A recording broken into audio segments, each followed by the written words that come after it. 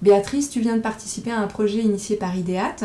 Il s'agit d'une vente de tirage de photographies au profit de la cellule de recherche sur le cancer du sein de l'Institut Gustave Roussy. Peux-tu nous raconter la genèse de ce projet ?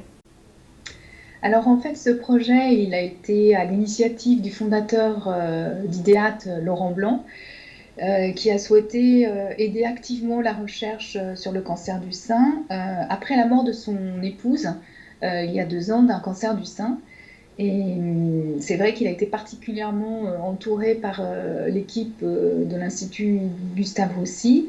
Et à ce titre, donc, il a vraiment souhaité les aider. Et il a imaginé ce projet avec des femmes photographes qui donneraient une image et IDEAT s'engageant à produire cette image. Alors c'est plus autour de la question de la féminité, pas essentiellement de l'image du sein, mais autour de la féminité.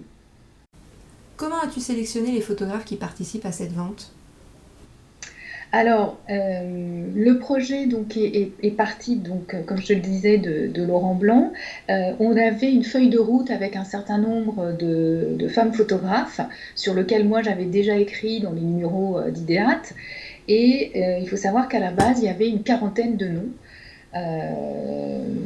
donc des noms très internationaux aussi. Et voilà, ça a été un échange avec ma rédactrice. Et c'est vrai que moi, en fonction de mon réseau, des connaissances que je peux avoir avec les photographes, eh bien, je les ai invités donc à rejoindre ce projet. Et c'est vrai que le timing était très serré puisque j'ai été, moi, contactée vers le 15 janvier pour aussi donner un certain nombre de noms de femmes photographes qui potentiellement pouvaient répondre à ce projet. Et il fallait qu'elles rendent leur production fin mars.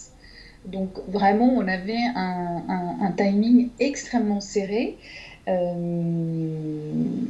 Et il y en a effectivement qui n'ont pas pu y participer, clairement faute de temps en fait.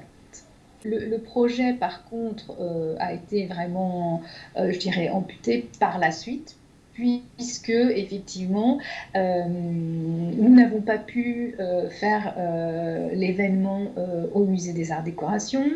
Nous n'avons pas pu exposer à l'Institut Gustave Roussy, et tout ça glisse de mois en mois, puisqu'on devait déjà faire quelque chose pendant Octobre Rose, et que tout ça a été encore modifié, et que là on est sur une date potentielle pendant la journée de la lutte mondiale contre le cancer, qui serait le 4 février.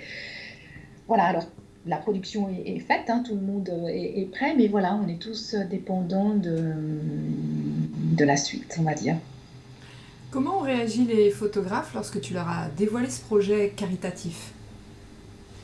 Alors la réaction a été très positive. Toutes ont été partantes sur cette idée aussi de vente aux enchères, hein, parce que le projet donc, s'inscrit dans le cadre aussi d'une vente aux enchères. Et je dois dire qu'il y a une seule photographe qui m'a dit non, puisqu'elle ne voulait pas participer. Elle m'a expliqué qu'elle avait déjà participé plusieurs fois à des événements caritatifs de cet ordre-là, et qu'elle ne voulait plus y participer. Mais sinon, globalement, toutes les autres ont dit oui. Et comme je le disais, quand elles ont refusé, c'est vraiment parce qu'elles n'avaient pas le temps de produire une image, ou qu'elles étaient elles-mêmes déjà sur une production à venir. Parmi les œuvres proposées par les photographes participants, quelles sont les images qui t'ont le plus marqué ? Alors, c'est toujours difficile donc de répondre à cette question, parce que toutes les images sont marquantes, mais je dirais qu'il y en a 3, moi, qui m'ont vraiment marqué. C'est celle de Claudine Doury, qui a photographié ces jeunes mères en train d'allaiter, ces jeunes mères masquées en train d'allaiter en Roumanie. Alors, à plus d'un titre, elle est marquante parce que, en fait, forcément, elle prend maintenant une autre résonance, en plus de cette question du soin, de l'allaitement, tout ça. Enfin, elle est particulièrement forte. Il y a aussi celle de Claudia Huidobro qui, moi, m'a vraiment marquée. Alors là, Claudia, c'est véritablement une création qu'elle a faite pour IDEAT autour de cette question des fragments corporels. Et puis, il y a évidemment l'image de Corinne Mercadier qui m'a, moi, beaucoup marquée parce que Corinne est allée chercher dans ses archives une image qu'elle a réalisée dans les années 80. Donc, elle était toute jeune. Et déjà dans cette image, on voit la question de la composition, de la mise en scène, de la présence de ces noirs intenses qu'on retrouve dans ces travaux actuels. Et puis sinon, dans ces images marquantes aussi, quand même, il y a pour moi des découvertes, parce qu'il y a une photographe dont je voudrais aussi parler, qui est Stéphanie Davilma, qui a fait aussi une création pour IDEAT, et que moi j'ai rencontré lors du festival de hier, le festival de design. Et Stéphanie habite à Toulon. Et elle, c'est exceptionnel parce que quand on voit, j'ai l'image sous les yeux, quand on voit l'image, il y a cette image du sein caché par un mimosa. Elle habite à Toulon et elle a réalisé l'image en janvier et il faisait quand même 7 degrés. Donc voilà, et c'est une image absolument magnifique. Et il y a aussi une belle histoire avec Emmanuel Bousquet, parce qu'Emmanuel Bousquet, c'est une photographe que moi j'ai rencontrée pendant les portfolios à Arles en 2006. Et elle débutait vraiment. Et puis elle était venue avec, donc, tu vois, ses photographies qu'elle me montrait. Elle venait juste de finir un workshop avec Antoine D'Agata. Et elle était vraiment très inspirée par Antoine.